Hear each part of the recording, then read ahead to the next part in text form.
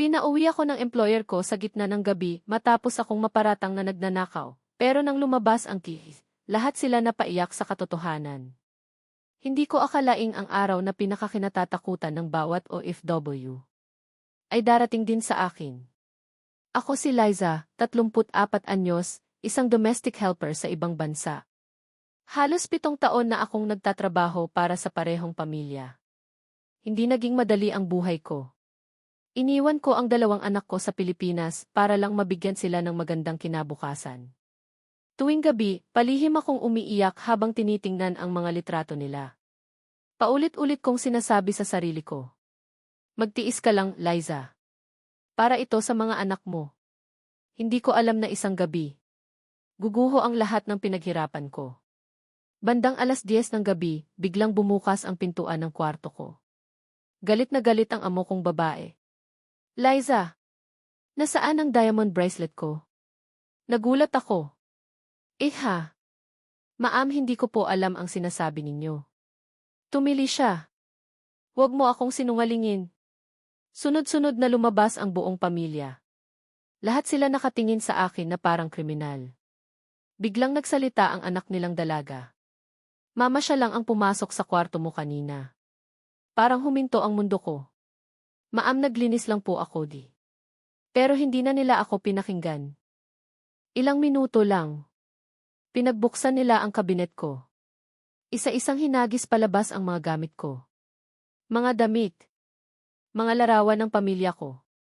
Mga pasalubong para sa mga anak ko. Lahat nakakalat sa sahig. Habang umiiyak ako, narinig kong sinabi ng amo kong lalaki. Tomorrow morning, you're going home. We don't keep thieves in this house. Parang may humawak sa puso ko. 7 taon kong inalagaan ang pamilya nila. Hindi ako nagbakasyon. Hindi ako nagreklamo. Pero sa isang akusasyon, nawala ang lahat. Buong gabi akong hindi natulog. Paulit-ulit kong iniisip. Paano na ang mga anak ko? Paano na ang pangarap naming makapagpatayo ng maliit na bahay? Pakiramdam ko, wala na akong mukhang ihaharap sa Pilipinas. Kinabukasan, habang naghihintay ako ng sasakyan papuntang agency, biglang tumunog ang telepono ng amo kong lalaki. Ilang segundo lang.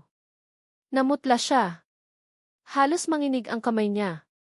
And Mary D. Tinawag niya ang asawa niya. Come here, D. Nagkatinginan silang dalawa. Tahimik. Sobrang tahimik. Pagkatapos, pareho silang napaupo. Lumabas pala ang TV recording. Kitang-kita sa video. Hindi ako ang kumuha ng bracelet. Ang mismong anak nilang dalaga. Ang naglagay nito sa sariling bag. Napaiyak ang babae habang umaamin. I'm sorry, T. I lost it and became scared, T. So, I blamed Liza, D. Parang tumigil ang oras. Unti-unting lumapit ang amo kong babae sa akin. Umiiyak siya. Liza, D. I'm sorry, T. Paulit-ulit niyang sinasabi iyon. Pero hindi na maalis ang sakit sa puso ko. Tinanong ko siya nang nanginginig ang boses. Ma'am D. Kung walang kisses, D. Maniniwala pa rin ba kayong inosente ako? Hindi siya nakasagot. Yumuko lang siya.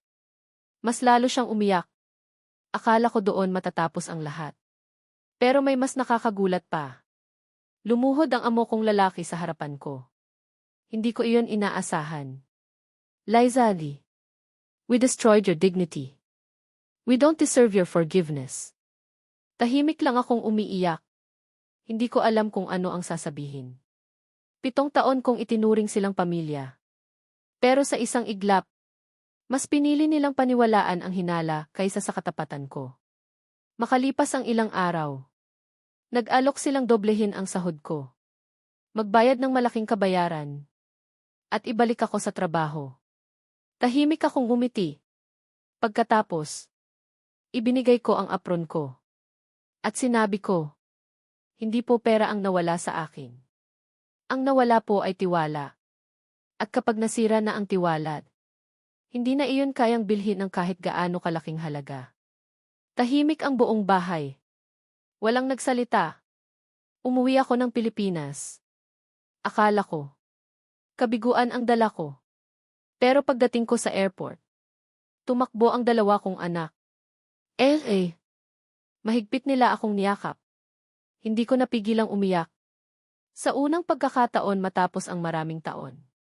Pakiramdam ko. Nasa tamang lugar na ako. Makalipas ang ilang buwan. Nagtayo ako ng maliit na negosyo gamit ang naipon kong pera. Hindi man ito kasing laki ng kinikita ko bilang buhi. Araw-araw naman akong kasama ng pamilya ko. At doon ko naunawaan ang isang aral na hinding-hindi ko malilimutan. Maaaring sirain ng maling akusasyon ang pangalan ng isang tao sa loob lamang ng ilang minuto. Ngunit ang tunay na integridad, katapatan, at mabuting puso ay laging may paraan upang lumabas ang katotohanan, kahit gaano pa ito katagal.